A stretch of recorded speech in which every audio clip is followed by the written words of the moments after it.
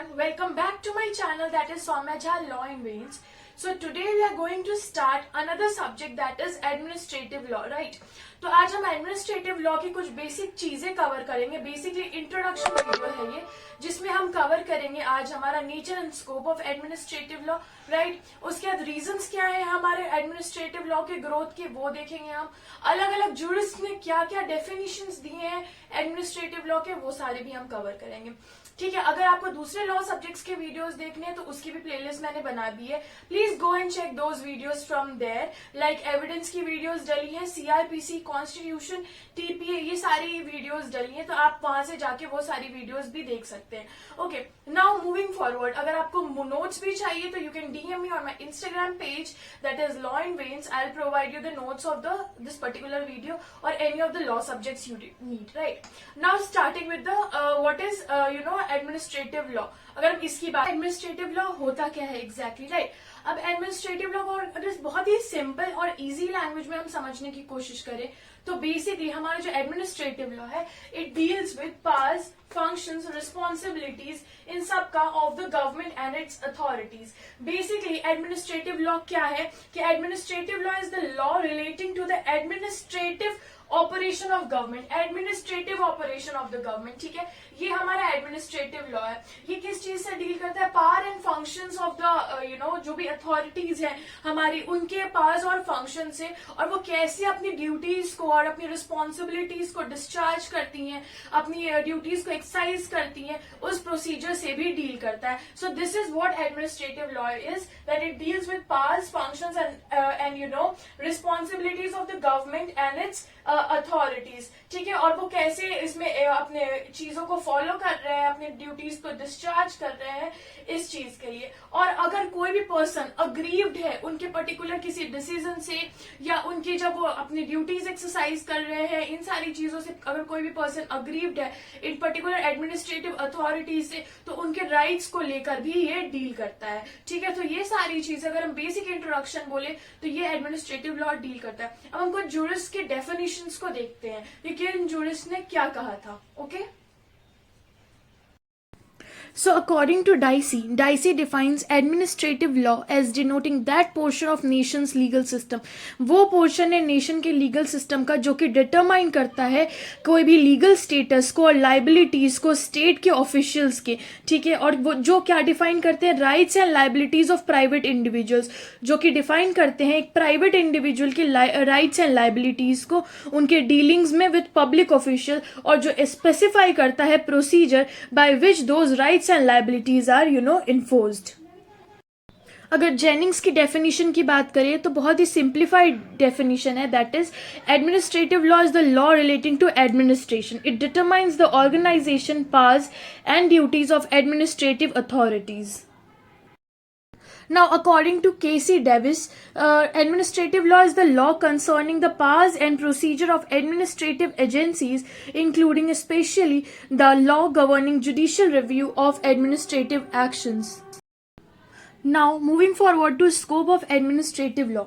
Administrative law as a law is limited to concerning powers and procedures of administrative agencies. It is limited to the powers of adjudication or rule-making powers of the authorities. Thus, it is limited to, इसलिए ये जो है powers, ये limited किन चीज़ों में है? पहला, establishment, organization and powers of various administrative bodies, सारे एडमिनिस्ट्रेटिव बॉडीज के स्टैब्लिशमेंट में और उनके पास के ऑर्गेनाइजेशन में. दूसरा, delegated legislation, the rule making powers of the authorities. The third point is judicial functions of administrative agencies such as tribunals, मतलब जो tribunals के क्या क्या functions हैं उन सारी चीज़ों के बारे में बात करता है. फिफ्थ इज रेमेडीज जो अवेलेबल हैं, जैसे रिट्स हो गए, हमारे इंजंक्शंस हो गए जो हमें प्रोवाइड किए जा रहे हैं. Next is procedural guarantees such as application of principle of natural justice. Natural justice का क्या प्रिंसिपल है, कैसे इसको इम्प्लीमेंट करना है, इसके क्या प्रोसीजर्स होंगे, वो सारे. Government liability in tort. And last is public corporations. Okay, so next is कि जो स्कोप है एडमिनिस्ट्रेटिव लॉ का वो नरेट किया जा सकता है एज अंडर फ्यू थिंग्स. पहला पॉइंट है हमारा, the method and procedure of these administrative organs are also studied by this new branch of law, that is moving forward. That is, it covers the nature of structure, powers and function of all these administrative organs. It also makes available all these relevant remedies to the person whose rights are infringed. जैसा कि मैंने introduction में बताया था कि जिन भी लोगों के राइट्स जो हैं वो इन्फ्रिंज हुए हैं इन ऑर्गन्स के ऑपरेशन के द्वारा या फिर एडमिनिस्ट्रेटिव अथॉरिटीज़ के द्वारा by the course of administration, उनसे डील करता है. And the last is why and how the administrative organs are to be controlled is also viewed by the administrative law. Scope of administrative law. So basically what it tells कि जो हमारा administrative law है ना, it talks about multifarious powers and function of administrative authorities. और वो जो powers का nature है ना उसको हम 3 heads में simplified तरीके से पढ़ सकते हैं आगे. That is हमारा legislative और rule making power, ठीक है. दूसरा जो हमारी लेजिस्लेटिव बॉडी है, उसके बाद दूसरा जुडिशियल और adjudicative, and third is purely executive जो एग्जीक्यूट कराती है. राइट, तो इसको हम 3 हेड्स में देखते हैं. Now talking okay, so change in the concept of government. So इसमें कहा गया कि जो डॉक्ट्रिन है हमारा लेसिस फेयर का, which means the policy of government not to get involve in private section, इसमें ये कहा गया कि इसने एक जगह दी है डॉक्ट्रिन ऑफ वेलफेयर स्टेट को भी, जिसकी वजह से एडमिनिस्ट्रेटिव पावर्स और फंक्शन भी काफी हाईलाइट हुए हैं. Next is demand of the people. इसमें ये कहा गया है कि लोगों का ये बेसिकली डिमांड है कि जो गवर्नमेंट है वो बस उनके राइट्स को डिफाइन कर देती है, but instead of defining the rights, rather than defining the rights, government को उनके problems को solve करना चाहिए. Government should come forward to help weaker section of the society. मतलब जो जितने weaker section of society है उनकी ज़्यादा ज़्यादा से ज़्यादा help की जाए. Next is regulatory measures. The regulation of the pattern of ownership, production and distribution is considered the responsibility of any good government. कि जो regulation है pattern का, ownership का, production का या distribution का, इसको consider किया जाता है as a good government की responsibility to ensure the maximum good of the maximum number. Next is evolution of socialistic pattern of society. The enormous legislative output of parliament and state legislature calls for trained personnel to implement them. It is therefore that there is need for the growth of administration and law regulating administration. Right? तो socialistic pattern का भी evolution में जरूरत है इसकी. Inadequacy of judicial system. अब law जो है हमारा, there is a shift from punitive to preventive justice.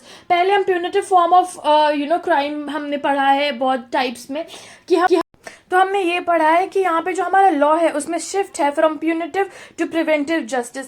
अब लिटिगेशन जो है वो एक कंसीडर नहीं किया जाता है कि ये एक बैटल है जिसको हमें जीतना है, बट रैदर ये एक डिजीज है जिसको कि क्योर करना है. Right, so litigation is no more consider to be battle to be won but a disease to be cured. Right, अब इनएडिक्वेसी जो हो रही है हमारे इसमें जुडिशियल प्रोसेसेस में, to respond this new challenge has to lead the growth of administrative education. Moving towards our next point, inadequacy of legislative process.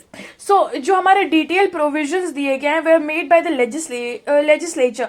They were found to be defective and inadequate. जो legislature ने detailed provisions बनाए थे वो काफ़ी defective और inadequate भी थे at the same time. For example, rate fixing, licensing, etc. It was felt indispensable to delegate some powers to the administrative authority. Next is scope of experimentation in administrative process. Okay. This says legislation is rigid in character while administrative process is flexible. In administrative process there is a scope of experimentation. हमारा जो administrative process है उसमें काफ़ी scope है experimentation, because हमारा जो legislation है वो काफ़ी rigid nature का है, but on the other hand जो हमारा administrative process है वो flexible nature का है. So here the rule can be made tried for some time, कि rule आप बना सकते हो, उसको कुछ time के लिए try कर सकते हो, अगर उसको defective लग रहा है तो आप उसको हटा भी सकते हो, alter कर सकते हो, modify कर सकते हो within a short period. Right, so काफ़ी scope है हमारे पास एक्सपेरिमेंटेशन का. Last is non technical character of administrative process. Administrative process represents a functional rather than a theoretical and legalistic approach, which is कि जो हमारी ट्रेडिशनल जुडिशियरी है वो काफ़ी कंजर्वेटिव, रिजिड और टेक्निकल है. The court can not decide cases without formality and technicality. Administrative tribunals are not born to follow the rules of evidence and procedure. हमने 8 reasons देखे for the growth and development of administrative law. उसके बाद हमने cover किया nature क्या है and scope क्या है हमारे एडमिनिस्ट्रेटिव लॉ का, डिफरेंट जूरिस्ट ने क्या कहा है एडमिनिस्ट्रेटिव लॉ के डेफिनेशंस को लेकर, एक बेसिक डेफिनेशन क्या है एडमिनिस्ट्रेटिव लॉ का। तो ये सारी चीजें आज की वीडियो में हमने कवर की। नेक्स्ट वीडियो में हम नेक्स्ट टॉपिक के साथ डील करेंगे। बेसिकली हम डील करेंगे रूल ऑफ लॉ क्या होता है, which is a very important topic, तो उसको हम डील करेंगे for next video. Please stay tune and yes, thank you so much for watching this video. Stay tuned and stay safe and yes, stay at home.